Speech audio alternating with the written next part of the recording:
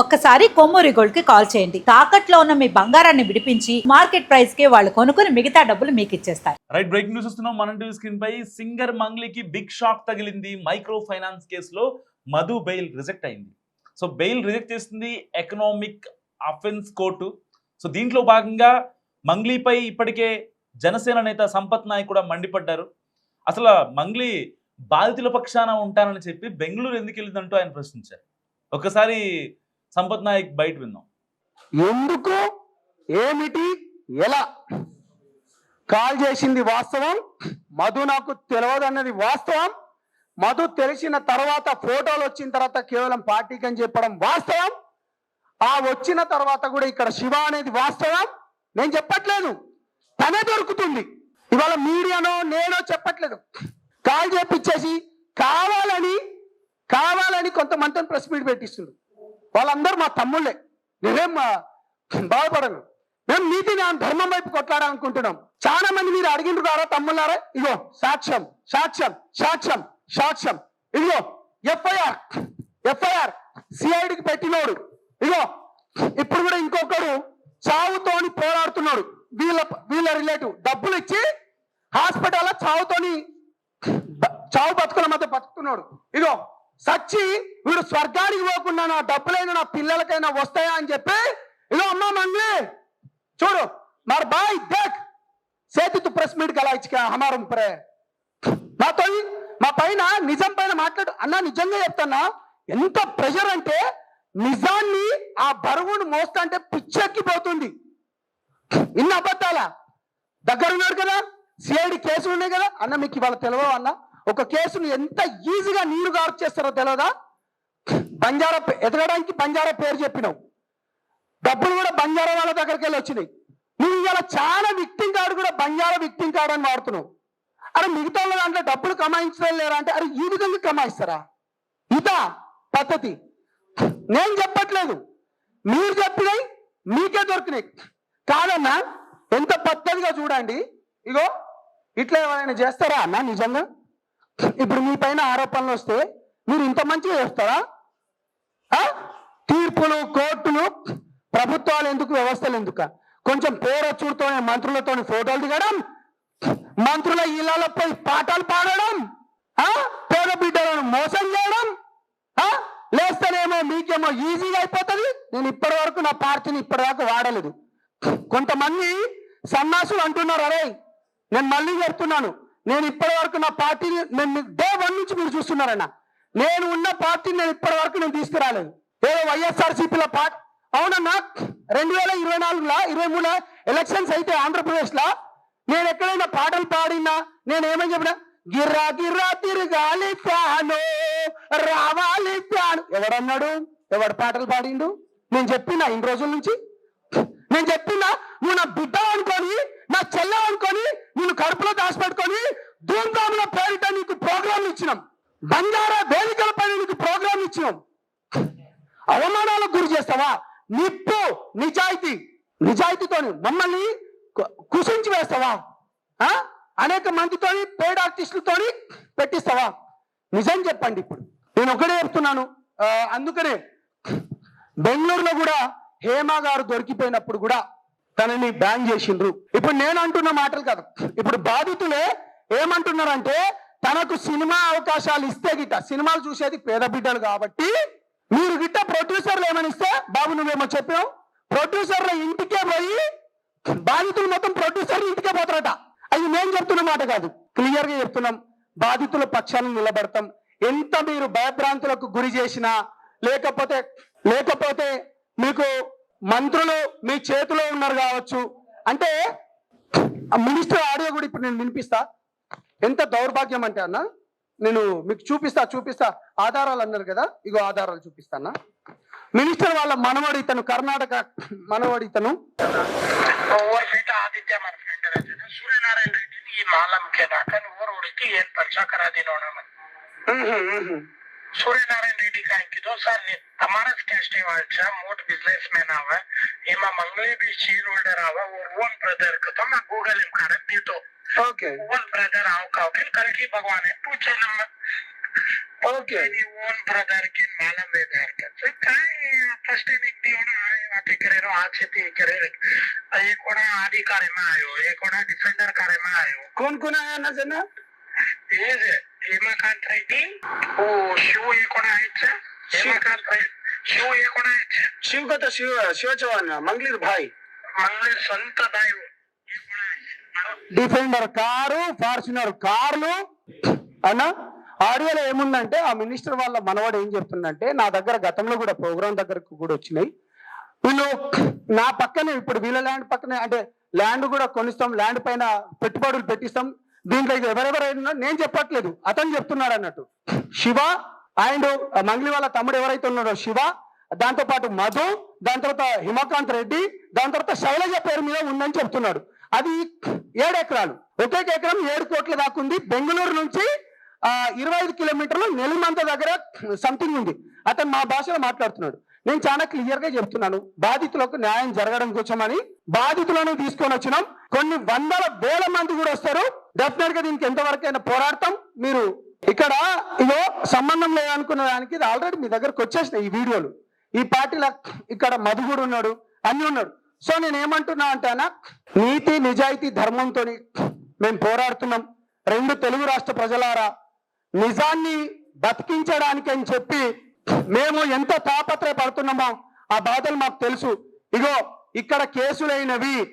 ఇదిగో ఇక్కడ చనిపోయినవి ఇదిగో ఇక్కడ శివతోని ఉన్నవి ఇదిగో దానితో పాటు ఒకడు చావు బతుకుల మధ్యలో ఉన్నది ఇదిగో దీంతో పాటు మంగ్లీ రాలేదనుకున్న కాడికి అక్కడ ఇంటిది ఇదిగో వీళ్ళు కట్టిన రిసిప్ట్లు ఇదిగో ఎఫ్ఐఆర్ దీంతో పాటు మంత్రి గారి మనవడు ఎవరైతే ఉన్నాడో తన దగ్గర నుంచి 80 లక్షలు తీసుకున్నది అది సో నేను ఒకటే అంటున్నాను నీతి నిజాయితీ ధర్మం వైపు పోరాడి ఈ బాధితుల పక్షాన ఉండి త్వరలోనే సిబిఐ కూడా మేము దీనిపైన పూర్తిగా ఎందుకంటే ఈ విధంగా ఇవ్వడం ఆల్రెడీ కొన్ని కేసులైనాయి మిగతా వాళ్ళందరితో కూడా కేసులు వేపిస్తాం దీనిపైన క్షుణ్ణంగా పోరాడతామని తెలియజేసుకుంటూ బాజాప్తా చెప్తున్నాం దీన్ని ఢిల్లీ లెవెల్లో కూడా తీసుకుపోతున్నాం వదలం ఇది దీన్ని ఎక్కడ వదిలే ప్రసక్తి లేదు బాధితుల తరపున నిలబడతాం బాధితులకు న్యాయం చేస్తాం సో ఇప్పటికే మంగ్లీపై కేసు నమోదు చేయాలని కూడా కోర్టుకు లాయర్ సుబ్బారావు వెళ్ళాడు సో ఇటు బాధితుల తరపున న్యాయ పోరాటం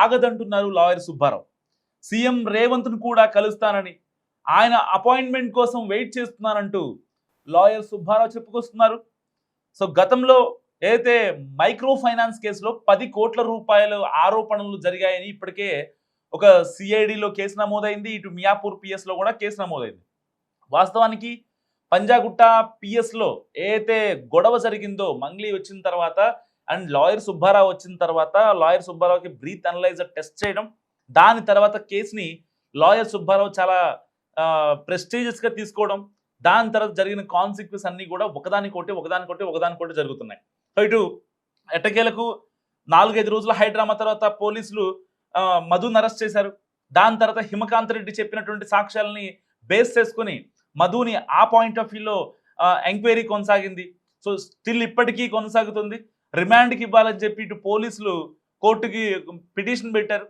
సో దాన్ని యాక్సెప్ట్ చేసింది ఏదైతే మంగ్లీ తరపున లాయర్లు కావచ్చు మధు తరపున లాయర్లు కావచ్చు వీళ్ళు పెట్టిన పిటిషన్ని కోర్టు కొట్టేసింది సో ఇప్పుడు బెయిల్ రిజెక్ట్ అయింది ఎట్టి పరిస్థితుల్లో ఈ యొక్క ఆర్థిక నేరంలో ఎందుకంటే బాధితులు చాలా మంది చనిపోయారు దాదాపుగా 10 మంది బాధితులు ఎవరైతే ఉన్నారో ఈ యొక్క ఎస్టీ కమ్యూనిటీకి సంబంధించినటువంటి వ్యక్తులు చనిపోవడాన్ని కోర్టు చాలా తీవ్రంగా పరిగణించింది ఇలాంటి నేపథ్యంలో ఇప్పుడు లాయర్ సుబ్బారావు సీఎం రేవంత్ ని కలవబోతున్నారు మరికొద్ది సేపట్లో సో ఆ అపాయింట్మెంట్ అంటే కొంచెం సీఎం గారి షెడ్యూల్ బిజీగా ఉండటం వల్ల అపాయింట్మెంట్ లేట్ అవుతుంది అన్నప్పటికీ సో ఆఫ్ ద రికార్డ్ ఆయన ఆల్రెడీ ఎవరైతే సీఎంకి క్లోజ్గా ఉంటారో వాళ్ళతో ఆల్రెడీ మాట్లాడారు గతంలో గడిచిన 15 రోజుల్లో సీఎం క్లోజ్ క్వార్టర్లో ఉండే వ్యక్తులతో ఆయన మాట్లాడటం జరిగింది కేసు గురించి కంప్లీట్గా డీటెయిల్డ్గా ఎక్స్ప్లెయిన్ చేయడం జరిగింది అసలు మంగ్లీని ఎందుకు దాచారంటూ కూడా సీఎం రేవంత్ రెడ్డి క్లోజ్ క్వార్టర్కి సంబంధించిన వ్యక్తులతో కూడా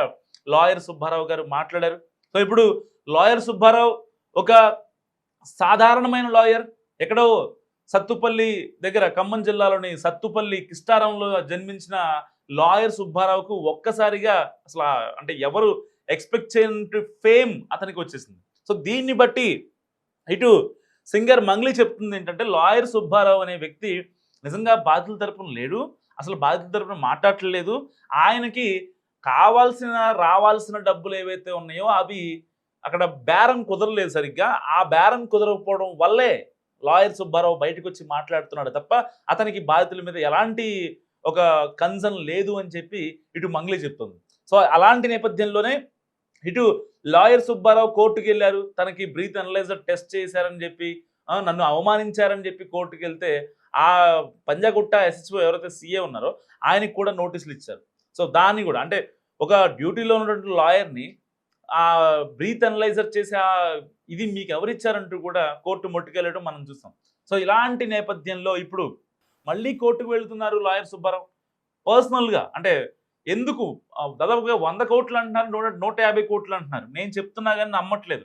సరే 10 కోట్ల రూపాయలు అని చెప్పి కేసు నీరు గారిపోయేలాగా ఒక మైక్రో ఫైనాన్స్ కేసు ఒకటి రిజిస్టర్ అయింది. కానీ దీంట్లో అసలు నిందితులు ఎవరో వాళ్ళని పట్టుకోకుంటే ఎలా అంటూ కూడా లాయర్ సుబ్బారావు మొదటి నుంచి ప్రశ్నిస్తున్నారు. అసలు నిజంగా మంగ్లీ కనుక ఒకవేళ తప్పు చేయకుంటే దాని తర్వాత బయటకు వచ్చి మంగ్లీ ఏ రోజన్నా అసలు ఏం జరిగింది, సో జరిగింది, మధుకి హిమకాంత్ రెడ్డికి రిలేషన్ ఇది, మధు ఎవరో కాదు, సో పలానా సమ్ ఎక్స్ సమ్ బై, ఇది మధుకి నాకు ఉన్నటువంటి రిలేషను, హిమకాంత్ రెడ్డికి నాకు ఉన్నటువంటి రిలేషన్ ఇది. అసలు లాయర్ సుబ్బారావు ఈ ఇష్యూలో ఎందుకు వచ్చారు, లాయర్ సుబ్బారావు నన్ను అంటే మంగ్లీని టార్గెట్ చేయడం ఎందుకు అనే దానికి పర్ఫెక్ట్ రీజన్స్ తెలిసినటువంటి వ్యక్తి ఎవరన్నా ఉన్నారు అంటే ఆఫ్ ద రికార్డ్లో అది మంగ్లీ ఒక్కటి మాత్రమే. మరి అలాంటి మంగ్లీ బయటకు వచ్చి ప్రెస్ మీట్ పెట్టో లేదా ఇటు ప్రెస్ క్లబ్లోకి వచ్చి బాధితులు మాట్లాడారు, మంగ్లీ తరపున ఒక పాదయాత్ర కూడా కొనసాగుతోంది, మరి ఇలాంటి ఇంతమంది చనిపోతున్నారు, వాళ్ళందరూ గుండెలు అవిసేలా బాధపడుతున్నారు, రోధిస్తున్నారు, మా డబ్బులు వస్తాయా లేదనే ఒక టెన్షన్లో బతుకుతున్నారు వాళ్ళంతా. సరే 100 కోట్ల లేకపోతే పోలీసులు రిజిస్టర్ చేసినట్టుగా 10 కోట్ల రూపాయల, లాయర్ సుబ్బు చెప్తున్నట్టుగా 150 కోట్ల రూపాయల. సో ఎన్ని కోట్లు అనేది పక్కన పెడితే సమ్ ఎక్స్ అనే అమౌంట్ ఇప్పుడు ట్రాన్సాక్షన్స్తో సహా బయటపడింది. మధు అకౌంట్కి ఆ యొక్క డబ్బులు క్రెడిట్ అయినట్టుగా పోలీసులు నిర్ధారించారు, సిఐడి కూడా నిర్ధారించింది. మరి ఇంత పెద్ద మొత్తంలో ఆర్థిక లావాదేవీలు జరిగినప్పుడు అక్కడ కంప్లీట్గా స్కామ్ లేదని మంగ్లీ ఎలా అంటారు?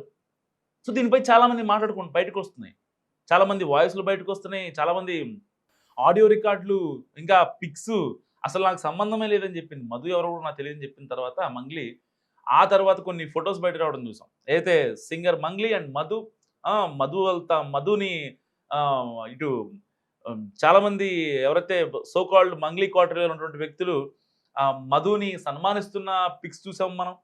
తర్వాత పార్టీలు చేసుకున్న పిక్స్, వీడియోస్ అన్నీ చూసాం. డబ్బులు కట్టలు లెక్క పెట్టే వీడియోలు చూసాం. ఆ డబ్బులు కట్టలు లెక్క పెట్టింది కూడా మంగ్లీ ఇంట్లోనే, గచ్చిబౌలిలోని మంగ్లీ ఇంట్లో. మరి ఇలాంటి నేపథ్యంలో అసలు మంగ్లీ ఇప్పటికీ కూడా ఎందుకు క్లారిటీ ఇవ్వలేకపోతున్నారు? ఏదో అడపాదడపా తన మీద ఎక్కువ ఆరోపణలు వచ్చినప్పుడు మీడియా ముందు భావోద్వేగం అవడం, లేదంటే నేను కూడా ఒక బాధితురాలిని, నన్ను కూడా గమనించండి, నన్ను అర్థం చేసుకోండి, నాతో మాట్లాడండి, నా గురించి తప్పుగా రాయకండి అని మంగ్లీ మాట్లాడటం. అంతకుముందు అసలు లాయర్ సుబ్బు అనే వ్యక్తి ఎంత దుర్మార్గుడో ఎంత దుష్టుడో నేను ఒకటి చెప్తాను వినండి అని చెప్పి ఆవిడ ఒక మీడియాకు ఒక మాట చెప్పారు. ఈయనకంట ఒక యాంకర్ మీద, శ్రీముఖి మీద క్రష్ ఉందని ఆవిడ మాట్లాడారు. మరి పర్సనల్గా అససినేట్ చేయడం ఎంతవరకు కరెక్ట్? ఇప్పుడు అక్కడ కేసు అనేది జరుగుతుంది, కోర్టులు ఉన్నాయి, న్యాయస్థానాలు, ఇటు పోలీసులు దర్యాప్తు మేరకు న్యాయస్థానాలకు తీర్పునిస్తాయి. సరే మధ్యలో అసలు వాళ్ళు ఏం చేయకపోతే క్లీన్ చిట్ తీసుకుని బయటికి రావచ్చు. సరే జరిగింది కాబట్టి సిఐడి కూడా తేల్చింది కాబట్టి వాళ్ళ మధు కటకటాలు వెనుకున్నాడు, అతను బెయిల్ కూడా రిజెక్ట్ అయింది. మరి అలాంటి సిచ్యువేషన్లో అసలు ఎలాంటి స్కాము జరగలేదు అనడం ఎంతవరకు కరెక్ట్? ఇక్కడ లాయర్ సుబ్బు ఎప్పటి నుంచి అడుగుతున్న మాట ఒకటే, మరి మంగ్లీ నిజంగా ఏం చేయకపోతే మరి ఎందుకు ఇవాళ బెంగళూరులో వెళ్ళి కూర్చుందని చెప్పి ఇటు జనసేన నేత సంపత్ నాయక్ కావచ్చు, లేకపోతే లాయర్ సుబ్బారావు కావచ్చు, వీళ్ళందరూ మాట్లాడుతున్నారు. నిజంగా ఒకవేళ మంగ్లీ కనుక తప్పు చేయకుంటే, ఏదైతే ఆ స్కామ్ జరిగిందో ఆ స్కామ్కి సంబంధించినటువంటి ప్రతి ఒక్క అప్డేట్ని scene to scene, pin to pin explain చేసేటువంటి ఇది మంగ్లీ దగ్గర ఉంది. మంగ్లీ చెప్పగలదు, మాట్లాడగలదు, కన్విన్స్ చేయగలదు. సరే, ఆవిడ పేరు యూజ్ చేసుకొని డబ్బులు తీసుకున్నారని మాట్లాడారు మంగ్లీ. మరి అలాంటప్పుడు మధుకి అంత లీనియన్స్ ఎందుకు ఇచ్చారు? అన్ని కోట్ల రూపాయలు వసూలు చేసేంత లీనియన్స్ ఎలా వచ్చింది? ఓకే, అసలు మీకు పరిచయం ఉందో లేదో, లేకపోతే మీ ఇంట్లో పార్టీలకు వచ్చారో, మీరందరూ కలిసి వెళ్ళారో, సన్మానాలు జరిగినాయో, కార్యక్రమాలు జరిగినాయో, ఇవన్నీ పక్కన పెట్టేద్దాం. కానీ ఏ రోజైనా సింగర్ మంగ్లీ బయటకు వచ్చి అసలు సీన్ ఇది, ఎవరి కాళ్ళు వాళ్ళకి ఇష్టం వచ్చినట్టు ఊహించుకుంటున్నారు, కానీ అసలు జరిగింది ఇది, మధుకి మా ఫ్యామిలీకి ఉన్న రిలేషన్ ఇది, లాయర్ సుబ్బు ఎందుకు ఎక్స్ట్రీమ్ అవుతున్నాడు అనే దానికి ఒక ప్రాపర్ రీజన్ కావచ్చు. ఇలాంటివి చెప్తే నిజంగా పబ్లిక్ కూడా తీసుకునేవాళ్ళు కదా.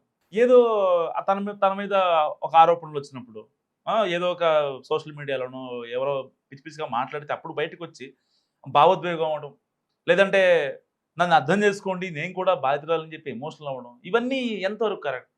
ఇక్కడ ఇప్పుడు ఆల్రెడీ విషయం కోర్టుకి వెళ్ళింది కాబట్టి కోర్టులో ఎమోషన్స్ నమ్ముతారా, లేకపోతే ఎవిడెన్సెస్ నమ్ముతారా? సో పక్కా ఆబ్వియస్లీ ఎవరు అవునన్నా ఎవరు కాదన్నా ఎమోషన్స్ అనేవి కోర్టులో పండవు. ఓన్లీ ఎవిడెన్సెస్ మాత్రమే ముఖ్యం. మరి ఇలాంటి నేపథ్యంలో ఇప్పుడు సింగర్ మంగ్లీకి ఉచ్చు బిగుస్తోందా అంటే అవుననే సమాధానం వినిపిస్తున్నాయి. ఒకవేళ కనుక ఇప్పుడు లాయర్ సుబ్బారావు కోర్టుకు వెళితే ఆల్రెడీ పిటిషన్ కూడా ఫైల్ చేయబోతున్నారు మరికొద్దిసేపట్లో.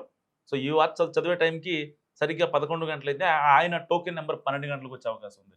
సో ఇప్పుడు ఇంత ఆర్థిక నేరం జరిగితే ఎందుకు మంగ్లీ మీద కేసు నమోదు చేయరంటూ కూడా ఆయన ఒక పిటిషన్ ఫైల్ చేయబోతున్నారు మరి కాసేపట్లో. అండ్ దాని తర్వాత ఆ యొక్క పిటిషన్లు అంతకుముందు మంగ్లీ ఎవరైతే బాధితుల స్టేట్మెంట్లు కావచ్చు, వాళ్ళ యొక్క వాట్సాప్ స్క్రీన్ షాట్లు కావచ్చు, అండ్ ఎవరైతే మేము మోసపోయామో మంగ్లీ పేరు చెప్పామని చెప్పి సాలిడ్ ఎవిడెన్సెస్ ఏవైతే ఉన్నాయో అవన్నిటిని కూడా సీఎం రేవంత్ రెడ్డిని కలిసి ఆయన ముందు ఉంచబోతున్నారు. మరి ఏం జరుగుతుంది అనేది ఇప్పుడు ఆసక్తి రేపుతుంది. ఇటు లాయర్ సుబ్బారావు ఏమో కోర్టుకి అండ్ సీఎం రేవంత్ రెడ్డి దగ్గరికి వెళ్ళున్నారు, జరిగింది ఏంటో కూలంకుషంగా చెప్పనున్నారు. మరోపక్క మధు బెయిల్ రిజెక్ట్ అవ్వడం. సో ఇవన్నీ చూస్తే ఒక రకంగా సింగర్ మంగ్లీకి అంటే ఒక రకమైన షాక్ తగిలే అవకాశం ఉందని మనకి అనిపిస్తున్న సిచ్యువేషన్. సో సింగర్ మంగ్లీ గురించి మరి ఆవిడ తప్పు చేసిందా అసలు లేదా? ఆవిడ నేరస్తురాలా లేకపోతే బాధితురాలా? మీరేమనుకుంటున్నారో మస్తు కామెంట్ చేయండి.